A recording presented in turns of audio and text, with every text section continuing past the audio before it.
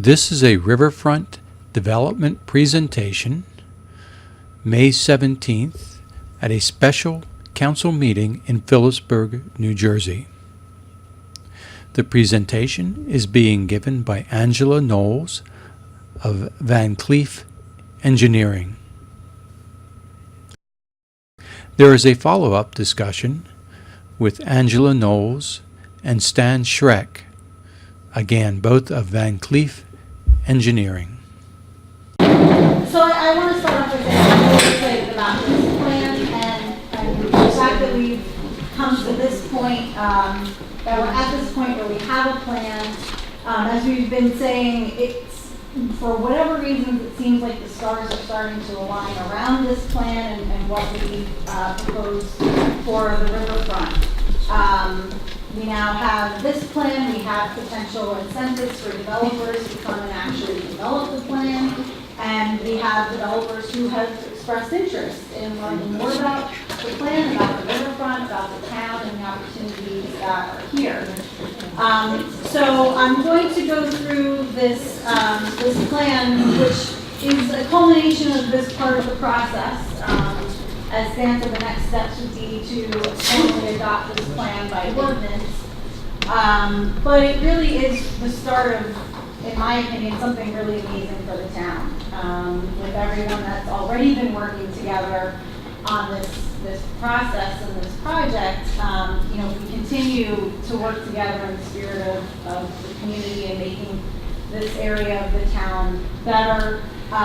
You know, it really can be what I would think would be a legacy project of some kind for, you know, for you all, for the planning board, for those of us who have been working on it. So, so with that, I'm going to take you through the components of the redevelopment plan and the district guidelines for Union Square. And just so you're aware, the planning board heard this exact presentation about 2 weeks ago. So, you're getting the same information as they got. I first want to acknowledge all the folks who have helped with this plan and the whole process over the last year and a half, including the town itself, the council, the board, and staff, the urban enterprise zone staff who really helped with getting some data for us for this project, the residents and the business owners that came out to the public workshops and the design charrette, the JGSC group, who is a marketing group. They have done a marketing analysis for the area, which the recommendations in that report had been incorporated into this plan, and we are continuing to work with them as they finish up their part of the project and really look to do some marketing for this area. And then a group of urban designers from the Blaustein School of Public Policy and Planning at Rutgers. These folks were a group of volunteers that came and worked with us at the design charrette. Actually, it was a year ago this weekend that we had that design charrette, the day and a half workshop. And they were so excited about the project that they came up to me afterwards and said, whatever help you need, we want to help you with it. So they provided some of the graphics, the renderings that you see along the wall over there, and they're in the presentation and the plan as well. So really excited that they're still involved. So just to take everyone through the history of the Riverfront Redevelopment Plan, and to say that what I'm presenting here tonight is really building off of a lot of work that was already done. So you may have seen earlier versions of this plan that look very similar to the amended plan. That's because it is very similar. What we've done is enhance that plan a little bit more with some graphics and design guidelines, but essentially what was adopted back in 2014 is a lot of the same of what's being presented and hopefully adopted in the near future. So back in 2005, the town identified a 2.5-mile stretch of the riverfront as an area in need of redevelopment. That means an investigation had been done to look at all the criteria for redevelopment areas, and it was deemed to be an area in need of redevelopment. And the riverfront redevelopment plan was adopted. That area, and I'll show you a map in a minute, was broken out into 6 different districts based on the different uses and the locations of those uses along the riverfront. So as we go forward tonight, we're going to be talking just about the one district, the Union Square district, but it was a whole series of districts that were incorporated into that plan. In 2013, a study of the redevelopment area was completed and recommendations for revisions to that plan were made. So already, it was almost, well, I guess it was 8 years later, the board decided to go, or the town decided to go back and revisit the redevelopment plan and make some changes. 2014, it was adopted, and then in 2016, the town decided that it wanted to focus on Union Square as sort of a priority district for development. So at that point, I met with the land use board, and we went over a visioning survey, which was put out to the public, and I can tell you as a planner, I've never gotten a response to a survey like this ever. We had about over 400 responses to the survey. The majority positive, and some of the negative ones, I can tell you honestly, we've taken those comments into consideration and worked those comments into some of the recommendations. So the visioning survey was done, a report was issued on that, and then the next step was to hold the design charrette, which as I mentioned was about a year ago. We, over a day and a half, had a walking tour of the area. We had over, it was about 40 or so people came to that workshop and really gave their input as to what they wanted to see along the riverfront, and particularly in Union Square. So now, 2018, the results of that charrette have been incorporated into an update of the redevelopment plan, and we've made further revisions, and now the next step is to implement that plan. So here's the riverfront, as I mentioned, the 2.5 mile stretch, which goes all the way on the left-hand side of the screen, from the industrial district down to Union Square. There's an area of riverfront commercial, riverfront residential, and then more riverfront areas up towards the right hand of the screen. So again, as I said, we're going to be focusing just on District 2, which is that purple area down in Union Square. Because we are looking at the entire riverfront redevelopment area, the plan covers all of that. So just quickly, the contents of the plan include an introduction, which kind of goes through the municipal land use laws, basis for conducting the redevelopment study and the plan and what the area looks like. Section 2 talks about the purpose and the goals and objectives of the plan. Section 3 is the plan itself, where we start to define different pieces of the plan, words, phrases that may not be common, that might be used in the plan are defined. And then it goes through each of the 6 districts to talk about the zoning regulations in each district, the bulk standards, design standards, and architectural standards as well. Section 4 of the plan talks about general provisions, so this is anything related to again, the zoning, the relationship to the zoning ordinance. So once this plan is adopted, the zoning regulations and bulk and design standards and everything would supersede any zoning that is currently there. But since this had been adopted previously as a redevelopment plan, those conditions have already been in place. It talks about off-site improvements, so anything that a developer might need to do when they are working on their development, if they need to provide any sort of off-site improvements, those things are talked about in the plan. Affordable housing components, we've talked about that the developer would be responsible for any affordable housing obligation that the town may have or may want to look at incorporating into the plan or into the development. And all of these things would be included in a developer's or redeveloper's agreement. So once the town entered into a contract with the developer, all of these things would be listed there. So it would be very clear as to what the town would be getting from the developer. Acquisition and relocation, this talks about if there are properties that are located within the redevelopment area that may need to be acquired or relocated in order for a development to go forward. Those conditions are talked about here. environmental impact statement, and then other state and federal regulations that would apply to the redevelopment area, and then a general just sort of relationship to other plans, how this relates to the greater goals and objectives of the town and revitalization and things like that.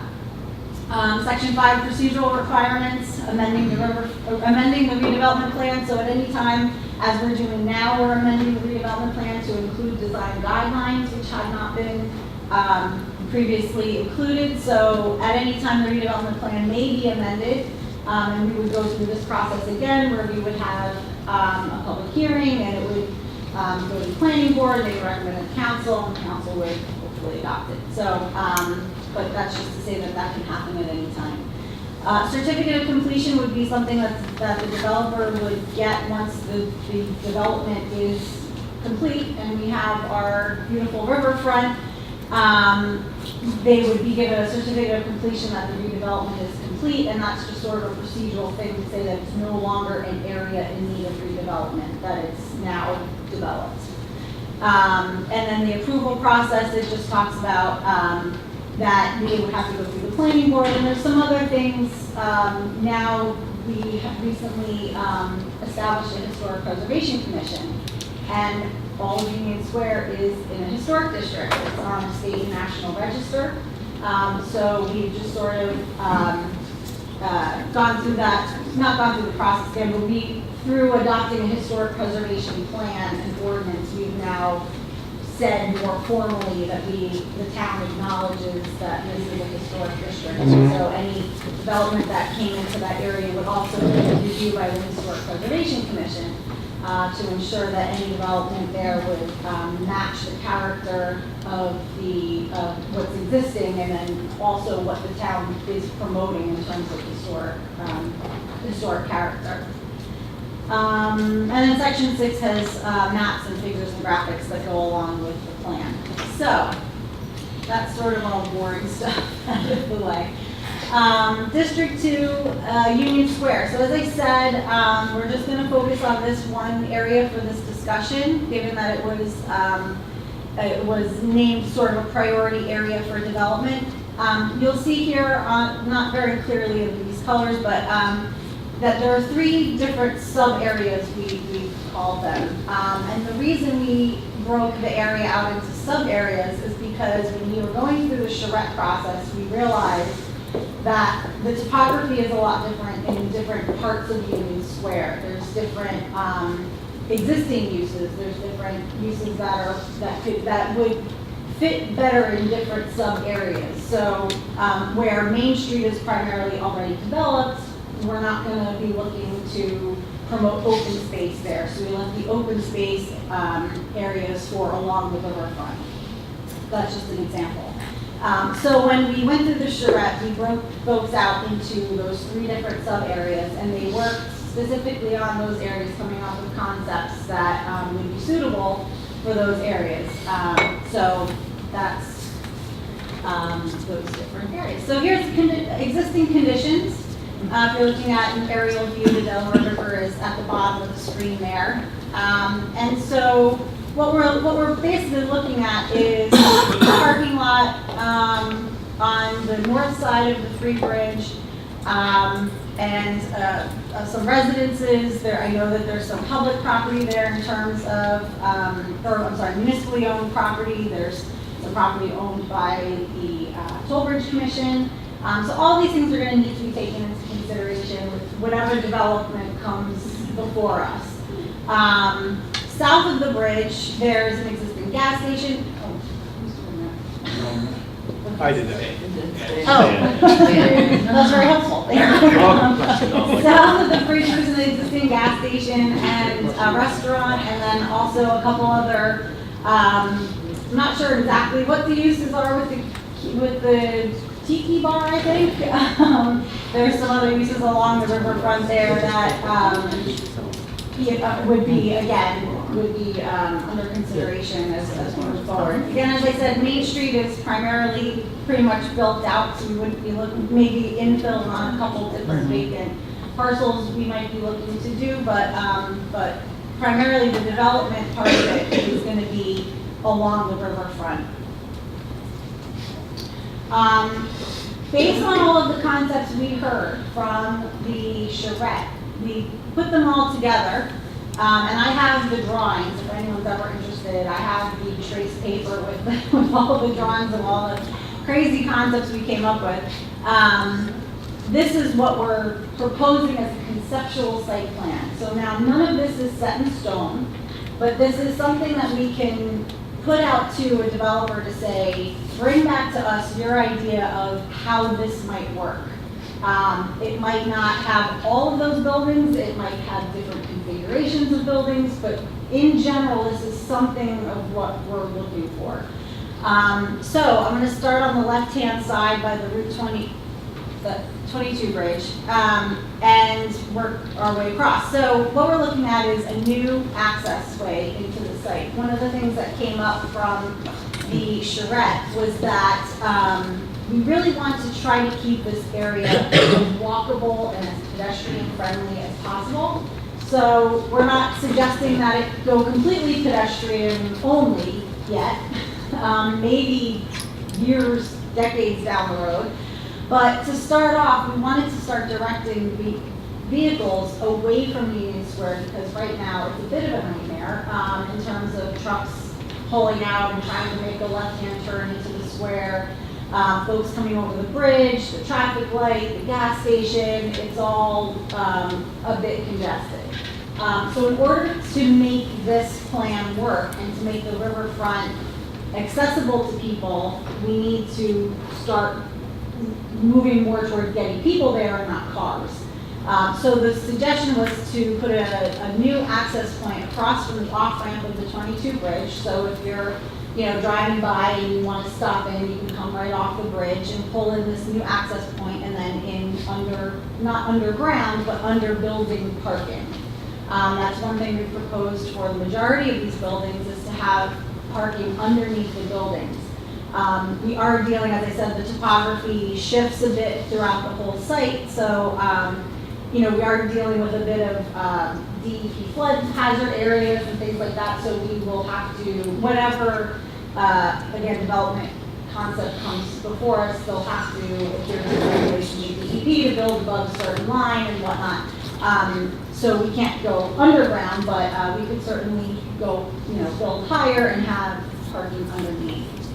So imagine phase one could be a hotel and other mixed-use commercial buildings in phase one there. So you come in, you park your car, you do your shopping, you do your dining, you attend events, whatever it is, and you can walk the entire site without having to drive through Union Square. You'll notice as it goes through, there's a yellow, Stan, if you could point to it, that'd be great, the boardwalk. The yellow, sidewalk looking line there going across, connecting the buildings. One of the things that we wanted to provide folks that came to the riverfront was a way to be able to access it in terms of the views and in terms of also being able to access stores and the restaurants that are there too. So one of the concepts that we had was an elevated boardwalk. And the inspiration from this actually came from a picture of Union Square from, it was like 1910, I think, where like the hotel still has it, the second story porches. So the urban designers so brilliantly suggested, well, an elevated boardwalk would be at that same height as those second story porches. So continuing that line architecturally just sort of, one, draws your eye to whatever's happening up there, but then also allows people to access the different stores, restaurants, whatever, and then also be able to access the river, and I'll show you how in a minute. So some other things we wanted to maintain here was green space. Right now it's a big paved parking lot. We want to bring back some of the green space. One for gathering spaces, but also for stormwater management. All of the green spaces sort of work double duty in terms of that they are, the concept is that they would be designed to mitigate flooding as much as possible. So So wherever we could add green space, we did, including keeping the existing riparian forest along the river there, down in the lower sort of left-hand part of the picture there. Keeping the boat launch and possibly maybe adding a fishing pier or something, again, that would bring people to the river. Thanks, Dan. One concept for another gathering space was an open amphitheater. Something similar, I guess, to what Easton has on their side, but I know that there's a lot of things that happen on the river now with the pork roll palooza and other events, people gathering there. This would be a great space for people to gather and be able to look out onto the river during their event. So now moving directly into Union Square, one of the things that came up in the charrette was that it's called Union Square, but there's really no square anymore. So let's bring the square back. And the way we do it is by defining the street by adding buildings close to the curb line. So what we're proposing here is, again, all conceptual. We need to replace the gas station with buildings that would house a mix of uses. So stores and restaurants on the first floor, potentially residential on the upper floors. And we also did this sort of in a phased approach because I don't know that there's a developer that exists that would look at this and say, I want to do it all. But you might get a combination of developers that could do different pieces of it. We thought that starting with phase one over on the northern part of the site there would make the most sense for the access. And then also just to start generating some interest in what's happening, keeping phase three not open space, but in an open area for now where, you could potentially, while development's happening on the north side of the bridge, continue having events and whatnot on the south side and bringing people down. And so Main Street, as I said, we're not proposing any. There's one infill building there in the bolded square, in the bold outline, but we're not really proposing any new development there. We are proposing more additional gathering spaces, public spaces. You'll see up near, if you know where the Soma restaurant is, and they did a great job with the deck that they just put on their restaurant. That was another inspiration that came out of the charrette was, well, why don't we continue that height of the deck with a boardwalk, again, that overlooks the river, that would have tables and chairs that could be removed if needed. But it would be a place where people could get food, bring it there, sit and eat, just, meet friends, family, whatever. But it would be just another space where people could sit and enjoy the river, and then there would be access from that boardwalk deck down to the river also. So, going through each sub-area, I'm not going to read through all of this, but you can see, and again, we really built on what was already adopted in the 2014 plan, so not much of this has changed. Some things were shifted around, but really not much. So in sub-area 1, that waterfront area north of the Free Bridge, principal permitted uses are primarily non-residential. So we're looking at a whole range of uses that could go there, and that's, I think, really important for any developer that comes in that wants to explore opportunities, that they have a range of things that they would be permitted to do. Other principal uses would be that are residential would be multifamily, primarily only above the ground floor, again because of the flooding issues. Accessory uses would be anything customary that are customarily associated with principal uses. So, things like if there was, sheds or garage or things like that. But I'm not sure what those accessory uses would be. We would have to find out what principal uses would be first. So. So with that, here's a rendering that was done of the potential elevated boardwalk. So where we're looking now is towards the Free Bridge on the right-hand side. I'm sorry if I'm blocking anybody's view behind me. And straight down the boardwalk, you see a 1, 2, 3, 4-story building towards the back. That's not there now. That's where the gas station is, so that's proposed. And as you can see, they included elements that mimic what's there, what was there historically. So really looking at the mix of uses here, we're looking at shops and restaurants on the first floor and then potentially residential on the second floor with balconies overlooking the river. You'll notice along the boardwalk here that there's an opening, so there's stairs that lead down to the river. And when you go down those stairs, you see them coming down on the right-hand side. Now you're underneath the boardwalk. There's also an elevator built into this concept so that everyone would be able to access the river from the boardwalk. On the left-hand side, you see uses that could potentially be a pop-up farmer's market and other things that would be able to not be there permanently, again, because of flooding issues. We want to make sure that folks can safely get out of the way if needed. But you want to be able to use that space as well. So things like farmers markets or other community events that could be held by the river could be held here.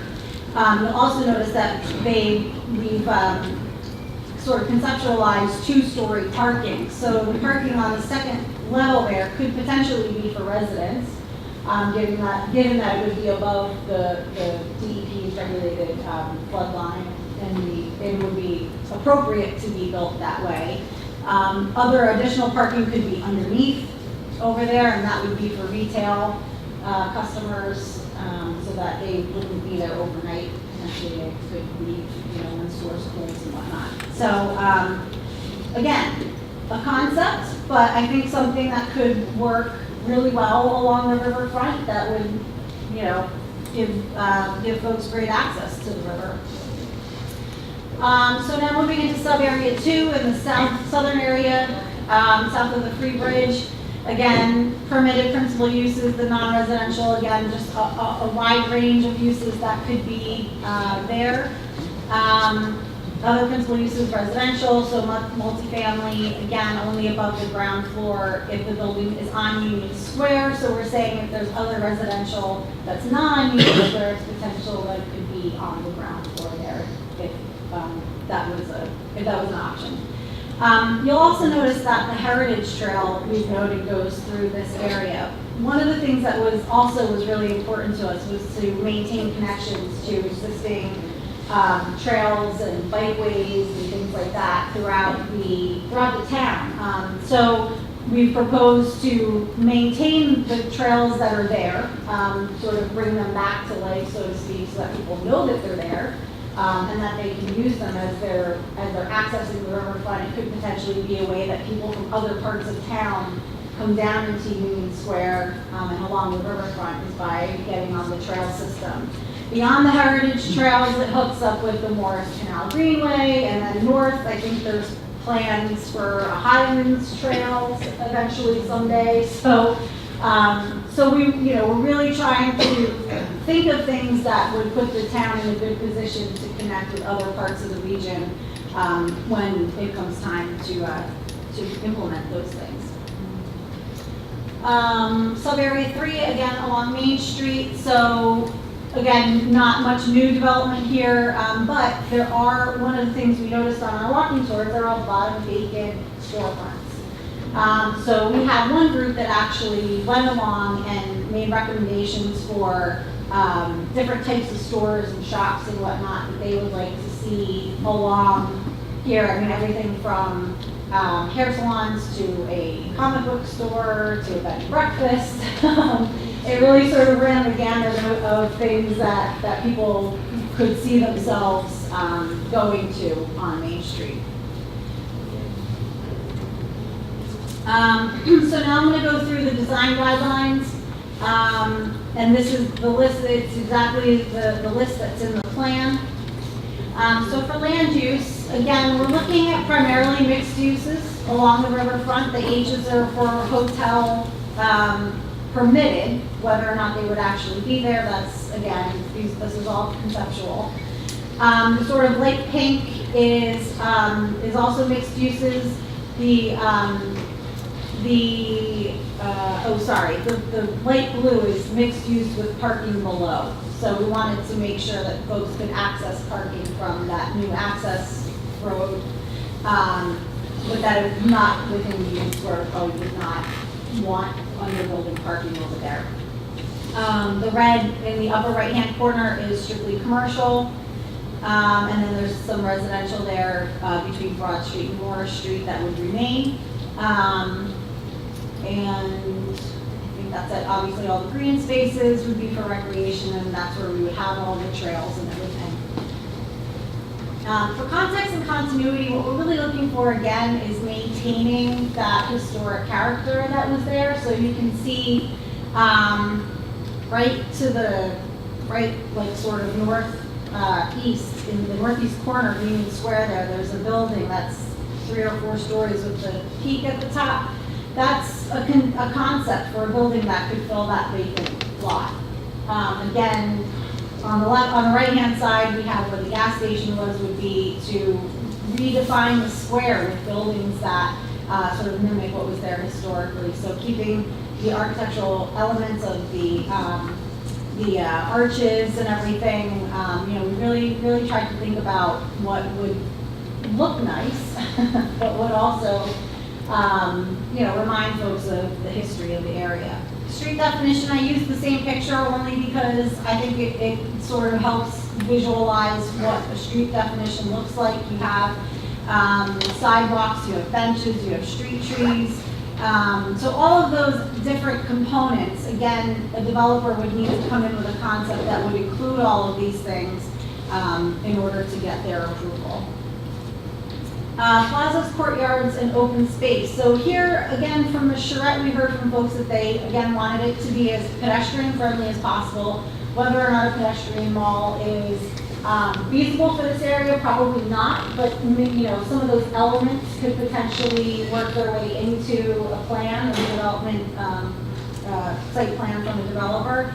And the amphitheater, again, was another concept for sort of a plaza or open space area.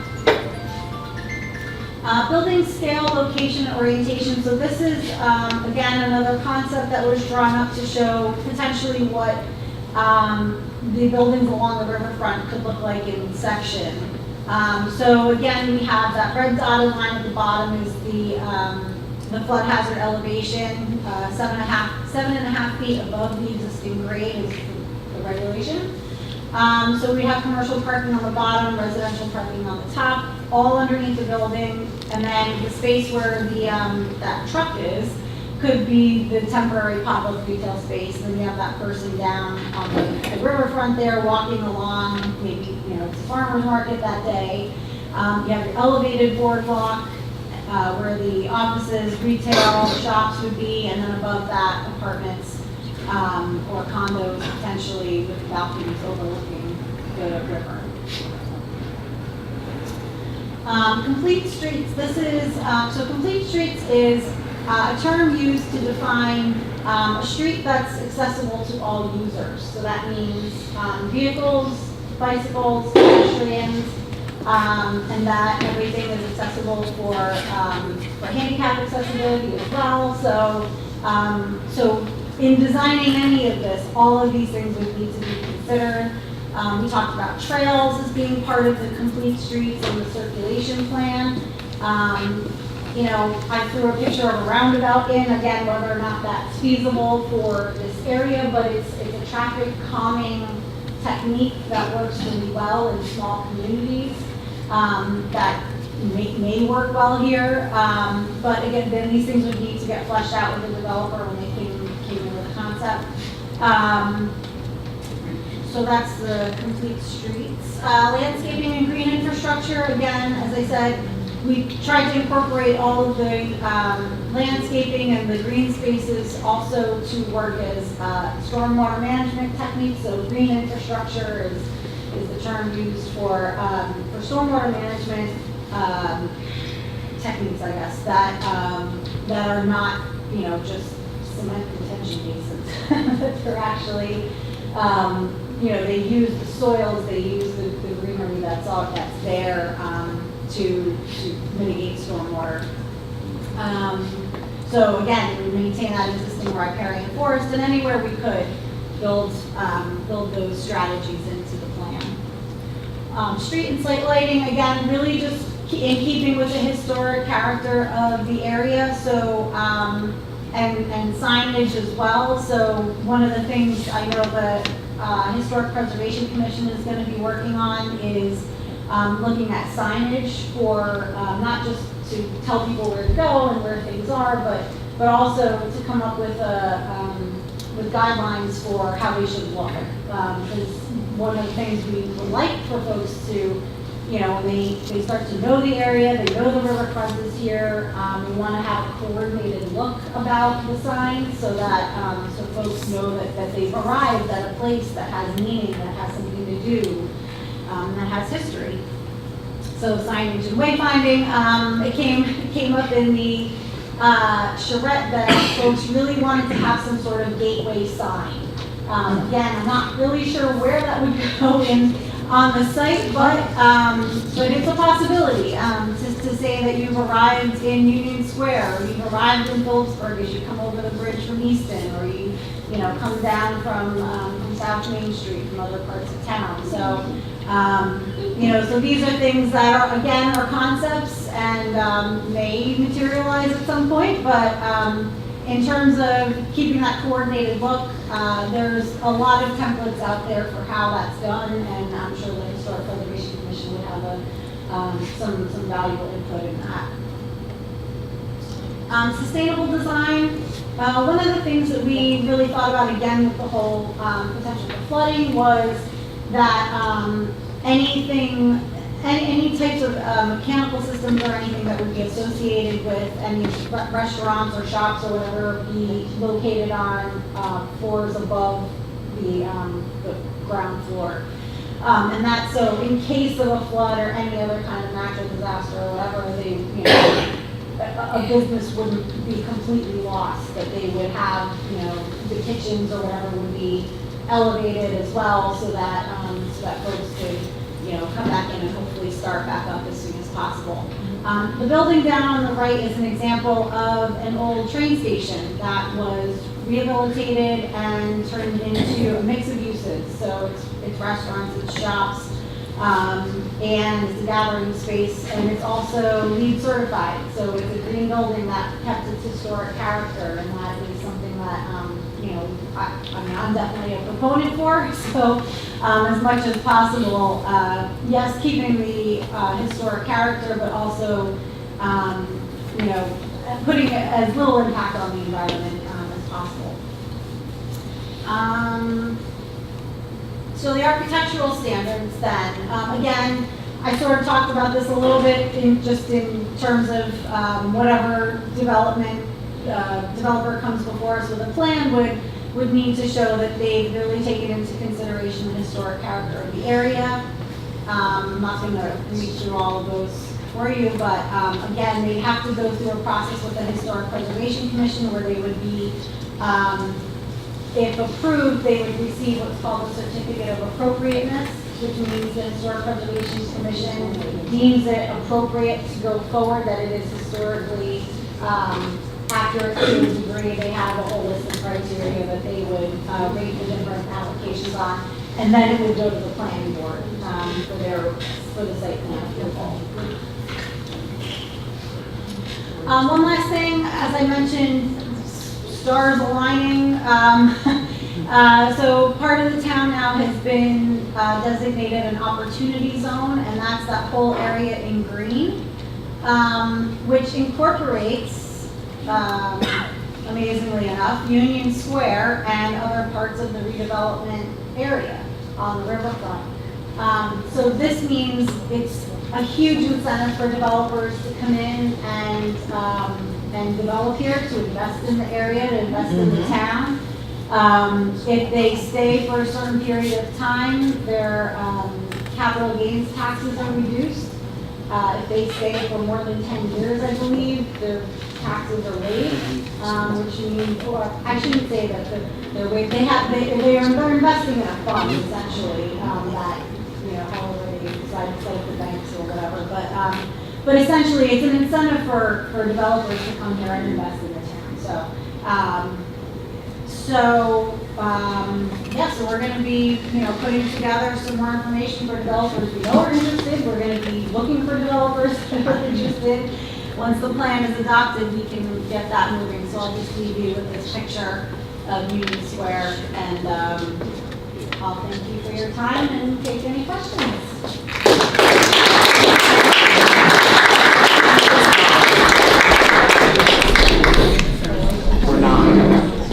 Thank you. That was a phenomenal presentation, and everyone else has put the work into it. Because I got to tell you, I've lived in Phillipsburg my whole life, and this is the first time I'm truly excited for that area. I do have some questions, but I'd like to defer to some of the others on the panel first to see if they have anything. Councilman Lewis. The question that I have, you're telling on phase one that there has to be a parking lot or parking under the building. Why does phase three doesn't have that and it's in the same location across the street where the gas station is? Well, for one thing, in terms of, I suppose it could potentially be behind the buildings.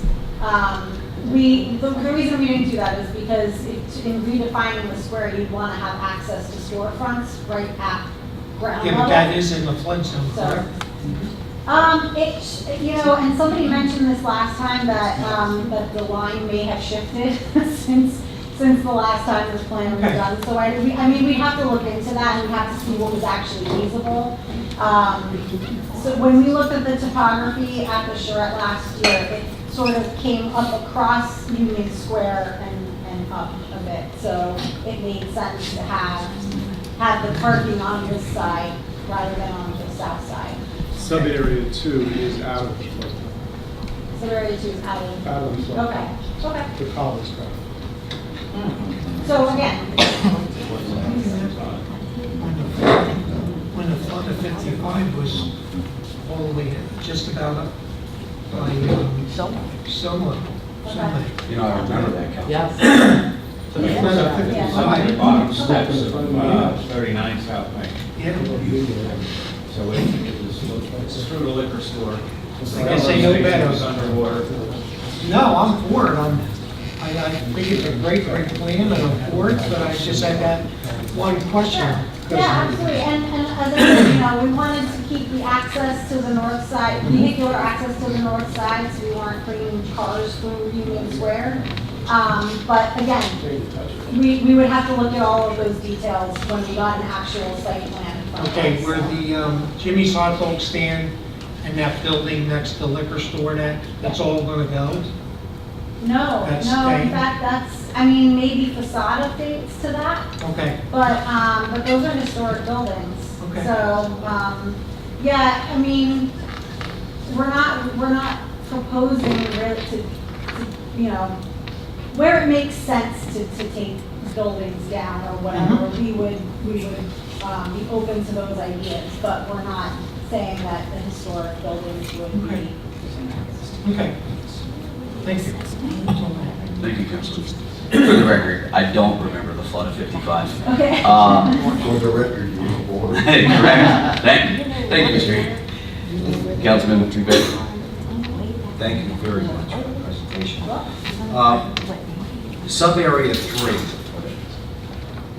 is straight ahead and to the right. Yep. Well, it's the whole, all Right. range, yeah.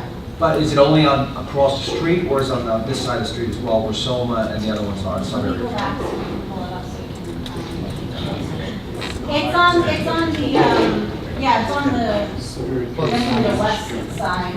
Right, how far south does that So sub-area 3 we start? only looked to about, let me see if this one helps. the Elks. Yeah, just for purposes of the charrette and to make it a workable area for people, we really only went to the Elks building. Where you have that building highlighted across from the Soma area. This one? Yeah. Parking lot. Empty lot. It's an empty lot right now, yeah. Right, that area is considered what? Not sub-area 3? Yeah, it is. That's what I'm talking about, sub-area 3. Mhm. Okay, so we're leaving that, there's no plans for that, correct? Again, maybe just facade improvements, but, and then, and infill where it makes sense. We did look, it's not on here, again, this is just a concept, but we did look at that parking area too, to see if maybe there was a way to configure, structured parking there, possibly, since there's already parking there, it's already, an improved space, so, but yeah. So that's, because it's not phased, you're gonna leave it there for Yeah, folks to come in to buy commercial and flip it into something, correct? Yeah, it's not really part of the phasing plan. Was it ever considered? I mean, not necessarily, I mean, we were really looking more at the redevelopment part of it, where it's already developed, so we're not proposing that anybody come in and redevelop that part of Main Street. But if they wanted to come in and, put a new business in there or renovate the building, that's absolutely a possibility. Yeah, At any time. I only ask, I'm very familiar with that Okay. area. I visit it often on the weekends. A Okay. lot of those buildings, even folks that don't know, they may look sharp and old. I'm no Stan Shrek, but I don't believe they'll ever be habitable. They are mold rotted, deteriorated inside. So my only thing is, this is gorgeous, but if that's going to remain empty and mold rotted and deteriorated, and that's what I'm saying. If we're gonna have a whole new ensemble, let's go for the accessory. So let's swing for the fences. I mean, take like an asterisk phase 4 on that or something. If Okay. some developer wants to come in and either, as far as historical goes, what's historical or not, it's all. But I encourage anyone here to just take a walk and peek at some of those abandoned. Yeah. I asked who the owners were. Nobody knows who the owners are. Okay. It's scary, Well, actually. that's the difficult part of it being in a designated historic district, is that anything that would happen in those buildings would have to go through a process with the State Historic Preservation Office, through the town's Historic Preservation Commission, so, and it can get very costly, so in a lot of cases, I know developers come in and they say it's easier to just tear it down and rebuild than try to restore. But I don't know what the state's thinking is on that, being that it's in a historic district. It's not a designated building that's historic, but, yeah, so that's just something we have to work through if it came. Yeah, I only bring it up because it's such a wonderful plan. Sure. But if it's that, you forgot to check under the carpet, it takes Right. Mr. Council, you're 100% right. I spent, we had an office down in Sheldon for 4 years, something like that.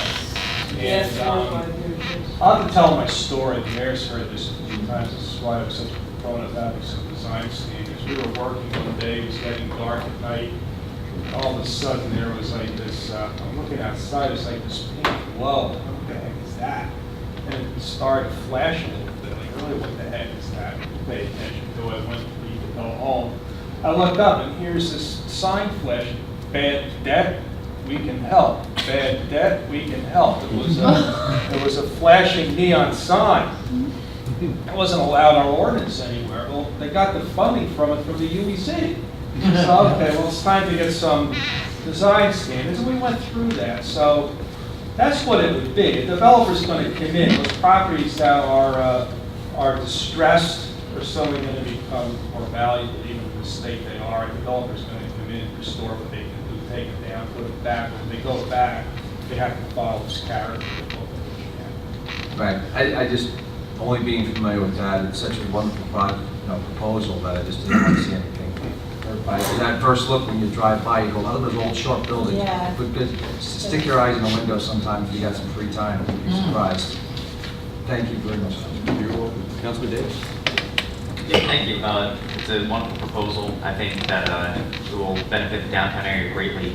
Just in terms of the background of the project, what was the economic feasibility done for the hotel being the first phase, or was that just general conceptual, or was there any economic considerations behind that?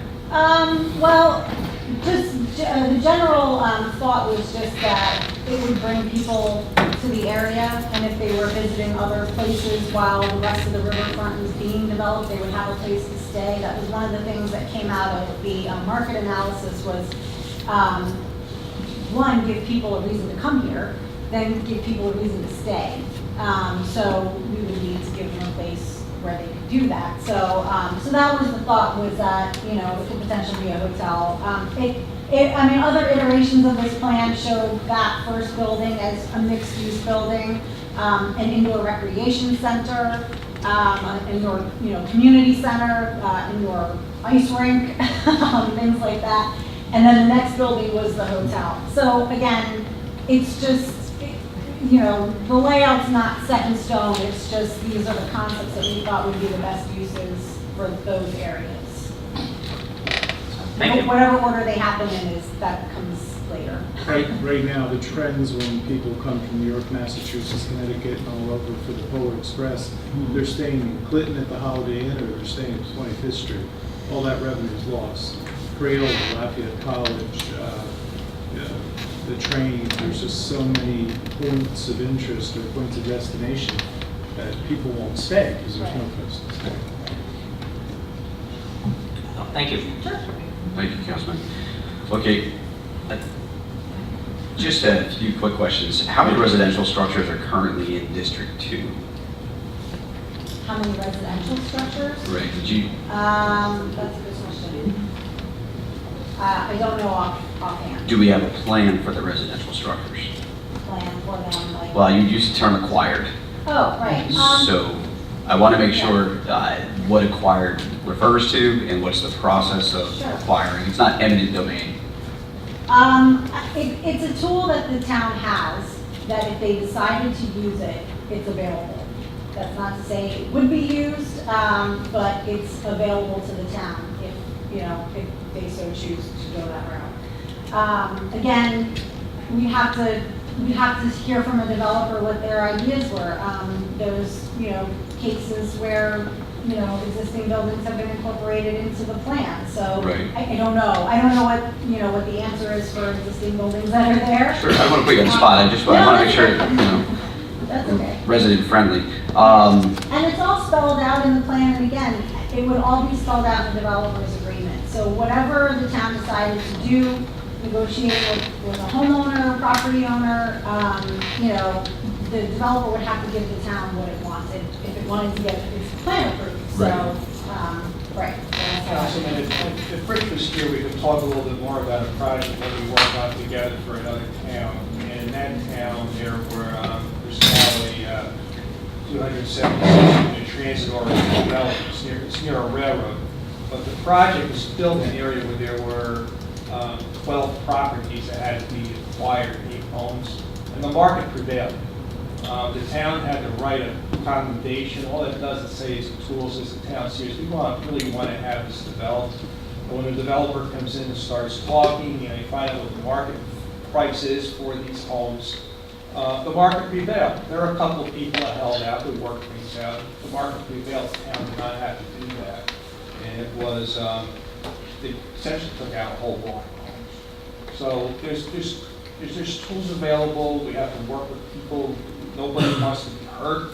I think anybody has property down there, they would value it. This is because they're never going to probably see anything better, especially if they're in a flood area. I don't disagree with that at all. And this is done, I just think it's a tremendous opportunity. Angela briefly focused on this opportunity zone. And this is what we mean, I think, starting to align. But she's correct. Councilwoman DiGirolamo pointed that out at the planning board meeting. A lot of this is not new. There's plans down there for many years, and it's been built upon the previous planners, Dave Maskey, Carolyn Neighbor. I've worked with both of them.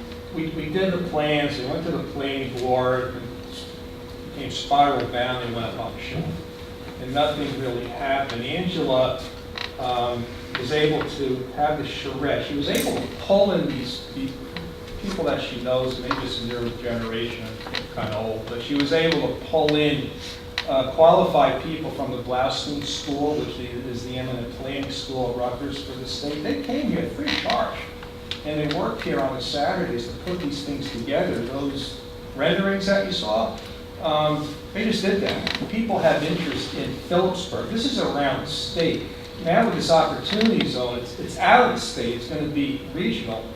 People have the opportunity zone lets a developer come in from anywhere and invest their capital gains here and get the tax relief from that.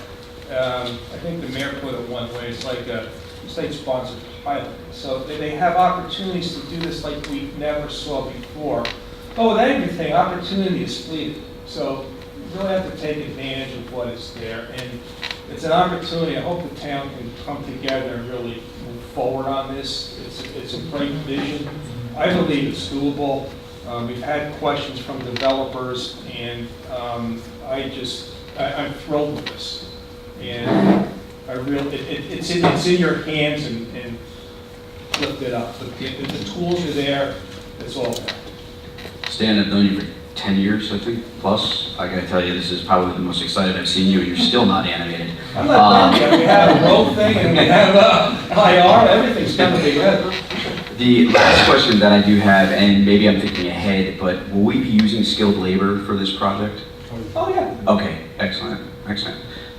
Other than that, I didn't see the Ferris wheel though. Where was the Ferris wheel? Talk her out of it. All right. He talked me out of it. But you know, it's funny, I mean, that was a concept that came out of the workshop, and I have a friend who lives in Easton, and she said, you know, but if you think about it, you come over the Route 22, you go over the toll bridge, maybe you're going to the Crayola experience with your family, you walk back across the bridge, you know, go to the Phillipsburg Riverfront, ride the Ferris wheel, you know, get a hot dog, like, you know, I mean, it would be an amazing day out. And then stay, and the next day, go on the train, you know, so, yeah. I like to see the exciting. parachute jump. Well, you can put anything you want. Honestly, I do think it's an excellent plan. I think we are reaching a new era for the town of Phillipsburg, and just thank you for all of your hard work. You're welcome. Council President, Yes, sir. very quickly. Vehicle access just north of Main, on North Main Street, south of the toll bridge, is extremely important to clear up Union Square. I'm glad you focused on that. I do want to talk to council at some point of limiting that flow of traffic off 22 down to the Meadows for local traffic only, because that backs up all the way to 3rd Street. I talked to Rich Hay, you know, our fire chief. He could never get to a fire on Main Street. Right. So that access south of the toll bridge is critical across the Norfolk and Southern. The other thing that I'm sure a lot of people would be happy to hear, Sub-Area 2 creates access, walkable access, to the Delaware River excursions, Polar Express, and the Delaware River Park. No more buses and cars turning around in the middle of Main Street, and no more impact on our infrastructure and residents, because it's now a walkable route right from the major park here. That's all. Oh, and all of this was done not on the dime of... Right, I didn't mention that, I forgot to mention that all of this was part of the Highlands Council grant program. So they've been very supportive. They attended the workshop, they've attended other public hearings, and are very supportive. So this was one of the line items in the town's plan conformance implementation program, was to do this redevelopment plan. And so I think they got a lot more than they had expected for their money. So I guess that's a good thing. But yeah, so it was all supported by them. Excellent. Well, thank you. One last point, Councilman McVeigh, I just wanted to let you know that I am in the opportunity zone and you're not, therefore you have no opportunity. That's all.